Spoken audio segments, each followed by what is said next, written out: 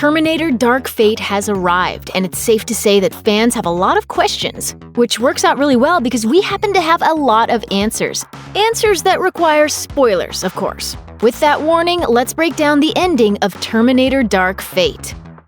The first two-thirds of Terminator Dark Fate set the table. A new evil Terminator model called the Rev-9 has been sent from the future to kill a Mexican woman named Daniela. Luckily, someone also sent back a bionic woman from the future named Grace to protect her. Along with Sarah Connor, looking to get revenge after her son John was killed by a Terminator, they end up finding help from a very unlikely source: Arnold Schwarzenegger's T-800, who has been stuck in the past since killing John after the events of Terminator 2. The real surprise here, though, is that this Terminator has voluntarily given up the terminating business and has settled down in a human life under the name Carl.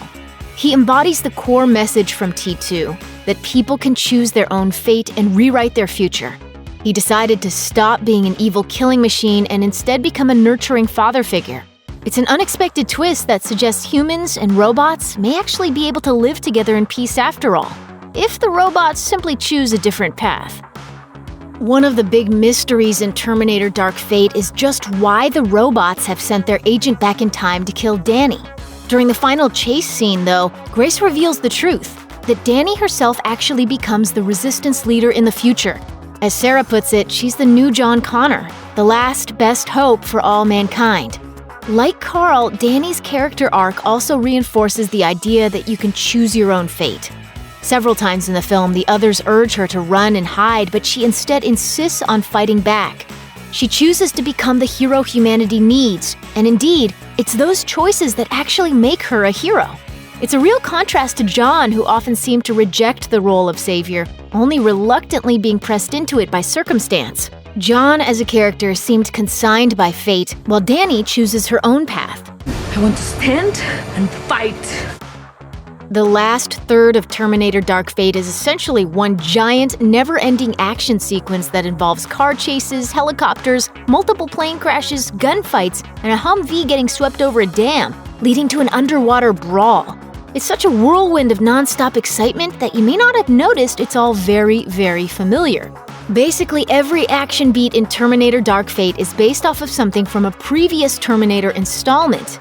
In a way, that's thematically appropriate. Even though Sarah successfully destroyed Skynet in T2, which should have led to a happy future, we learn instead that Skynet was just replaced by a new AI called Legion.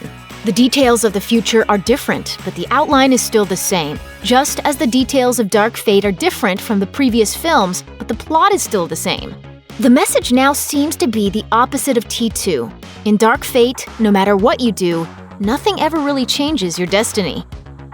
In the climax of the film, the whole team of good guys faces off against the Rev-9, which seems unfair until you consider the Rev-9 has the ability to split into two different self-sufficient robots, a metal exoskeleton like the T-800 and a fluid form like the T-1000. The only way the good guys are able to win is by Grace sacrificing herself so Danny can take Grace's power source and jam it into Rev-9's eye hole, causing it to melt down. As it happens, fans have seen this before because that's almost exactly how Arnold's good guy Terminator defeated the evil TX in Terminator 3. He removes his power core and shoves it in the TX's mouth, whereupon it explodes and destroys both of them. We're not sure if this is a loving homage to Terminator 3 or if they just assumed everyone had forgotten Terminator 3 existed at all. Either could be true. With the power core delivered to the Rev-9's head, there's just one last thing that needs to happen. A sad descent into the pit where both the villainous Rev-9 and the heroic T-800 model known as Carl blink their final blinky lights. It's sad, or at least it's supposed to be sad because it's very intentionally calling back memories of the infamous ending of T2. You remember that one, right? It's the one with the thumbs up. It's obvious director Tim Miller is hoping the memory of T2's tearjerker ending will add some much-needed gravitas to the climax of Terminator Dark Fate. Avengers Endgame isn't the only action movie this year that gets its emotional resonance from the films that came before. I love you 3000. That's not the final moving moment designed to play on people's emotions, though. The final scene of Terminator Dark Fate is designed to deliver a double subliminal whammy to anyone who has seen Terminator and T2.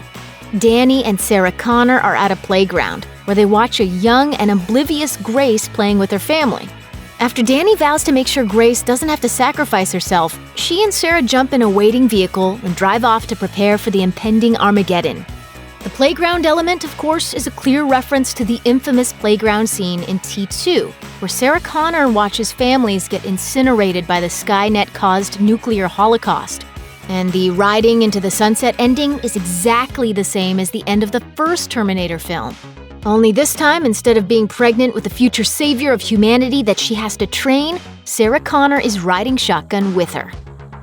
Structurally, Terminator Dark Fate is almost identical to the original Terminator film, in much the same way that Star Wars Episode 7, The Force Awakens, is a soft reboot of the original Star Wars Episode 4, A New Hope.